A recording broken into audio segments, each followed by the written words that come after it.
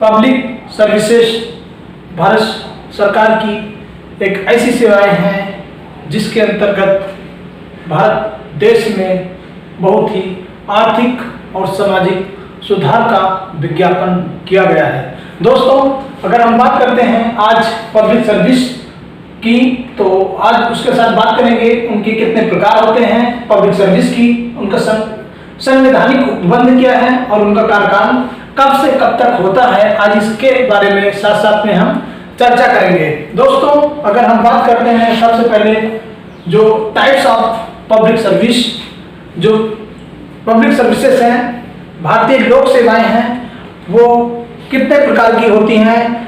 तो दोस्तों, 3 प्रकार की भारतीय लोक सेवाएं होती हैं। जो फर्स्ट है जिसे हम उसे हम अखिल भारतीय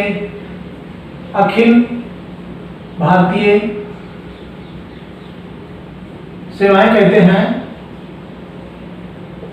अखिल भारतीय सेवाएं जिसका संविधान में संशोधन 1951 में किया गया था। दोस्तों, उसके बाद जो दूसरी हैं वो हैं केंद्र सेवाएं, और जो तीसरा है दोस्तों वो है राज्य सेवाएं। दोस्तों, यहाँ पर 3 श्रेणियों में विभाजित किया गया है पब्लिक सर्विस को, जिसे CSC बोलते हैं, civil service examinations, CSC civil service examinations, जिसे हम भारत की लोक सेवाएं बोलते हैं। पब्लिक सर्विस वो 3 प्रकार की होती हैं, अखिल भारतीय सेवाएं, केंद्र सेवाएं और राज्य सेवाएं। दोस्तों, अगर हम बात करते हैं यहाँ पे भारत की अखिल भारतीय सेवाओं के बारे में, जो भारत की अखिल भारतीय सेवाएं हैं, सबसे पहले इनका संविधान में अध्यक्षता 1951 में उपबंधन किया गया, और उसमें जो संविधान का उपबंधन है दोस्तों, ये अनुसूची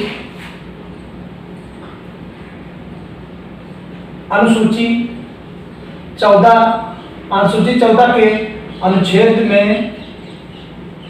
अनुच्छेद 308 से 314 में किया गया है। दोस्तों, ये बहुत ही इंपॉर्टेंट है आप लोग को समझना। जो हमारा संविधान है, संविधान के अनुसूची 14 में अनुच्छेद 308 और 308 से 314 के बीच में इनका उपबंधन किया गया है, और इसमें सभी शक्तियां जो पब्लिक सर्विस कमीशन की होती हैं, सभी शक्तियां भारत देश के राष्ट्रपति के पास निहित होती हैं। क्योंकि भारत देश का जो राष्ट्रपति है वो अपने पर्यंत तक, यानी अपने अंतिम इच्छा तक, कोई भी प्रशासनिक अधिकारी को उसके पद पर स्थिर रहने के लिए अपनी शक्ति देता है। अगर वो चाहे तो किसी कारणवश संविधान का उल्लंघन करने से या किन्हीं अदर कारणों की वजह से वो प्रशासनिक अधिकारी को निरस्त कर सकता है, बर्खास्त कर सकता है।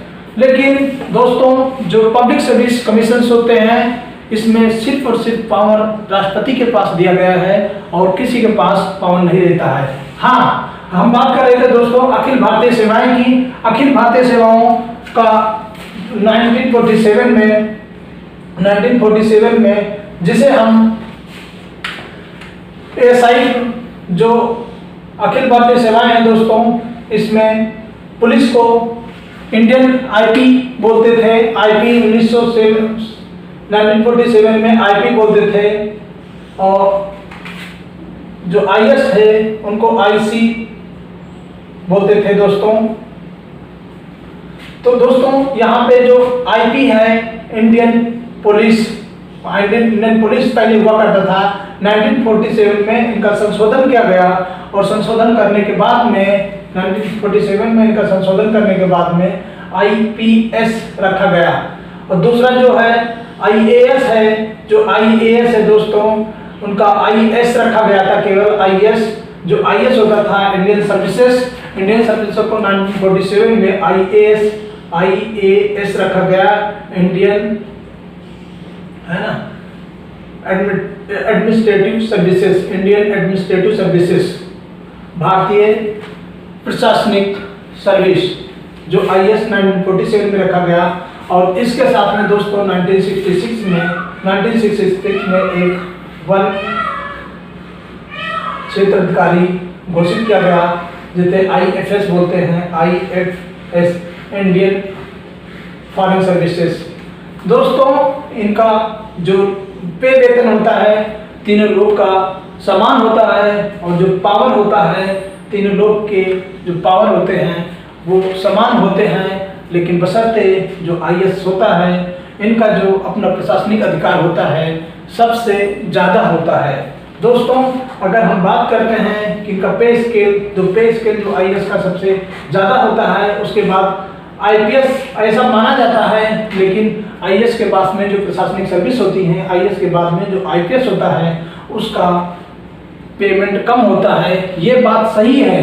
लेकिन अगर हम ओवरऑल सर्विस में बात किया जाए जो केंद्र सरकार द्वारा निहित हैं, उनमें से IAS के बाद में इंडियन फॉरेन सर्विसेज है, इंडियन फॉरेन सर्विसेज जो विदेशी सर्विसेज हैं, IAS के बाद में उनको सबसे ज़्यादा सेकेंड प्लेस पे उनको वेतन मिलता है।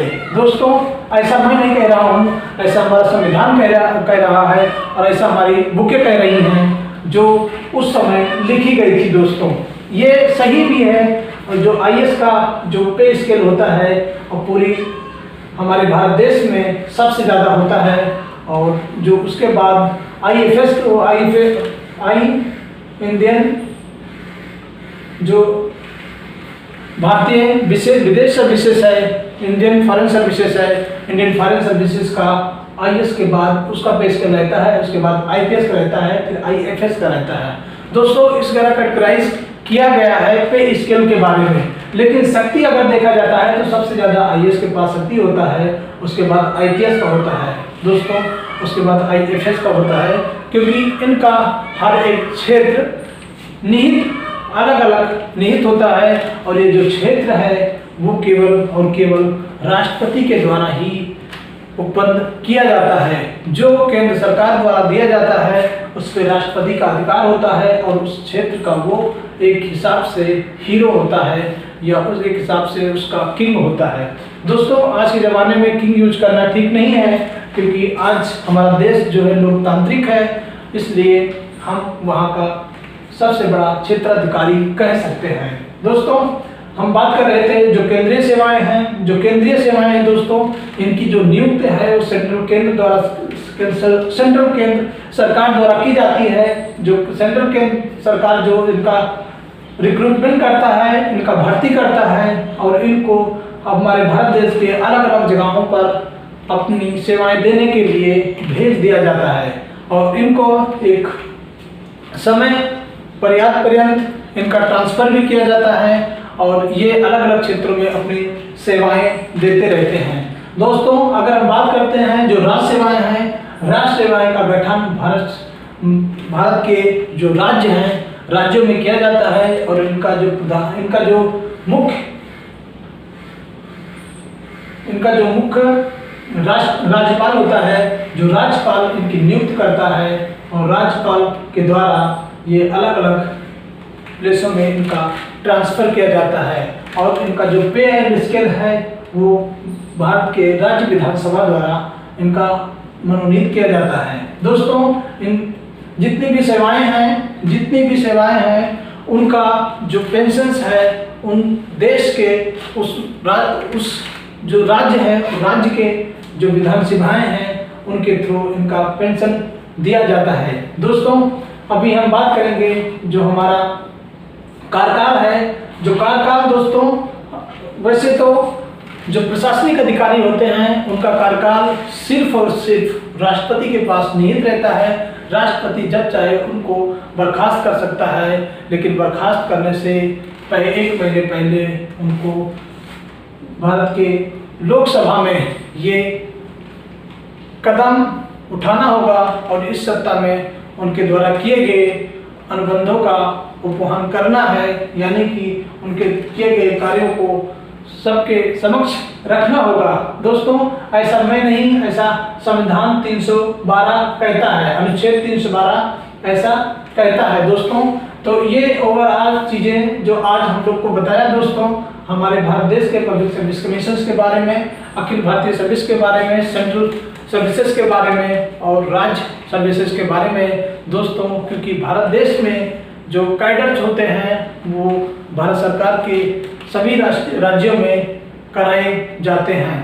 ऐसा निहित नहीं है किसी भी संविधान में, लेकिन जो भारत का संविधान है, भारत के संविधान द्वारा दिए गए एक LBS आप लोग नाम सुना होगा, जो भारत देश के लाल बहादुर शास्त्री थे, उनके उस प्लेस पर जो सरदार वल्लभ भाई पटेल थे, सरदार वल्लभ भाई पटेल को अखिल भारतीय समाज का जनक, अखिल भारतीय सेवाएं का जनक कहा जाता है, क्योंकि भारत देश जब स्वतंत्र हुआ था 1947 में, सबसे पहले उसकी अध्यक्षता हमारे भारत देश के जो उप या गृह मंत्री थे, गृह मंत्री उस समय सरदार वल्लभ भाई पटेल थे। इसीलिए सरदार वल्लभ भाई पटेल को भारत देश का अखिल भारतीय योजनाएं, अखिल भारतीय सेवाएं का जनक कहा जाता है। दोस्तों, आज की टॉपिक में बस इतना ही, और आप लोग ज़्यादा से ज़्यादा नॉलेज को गेन करते रहिए और इसी तरह लाइफ में आगे बढ़ते रहिए। Thank you, bye bye.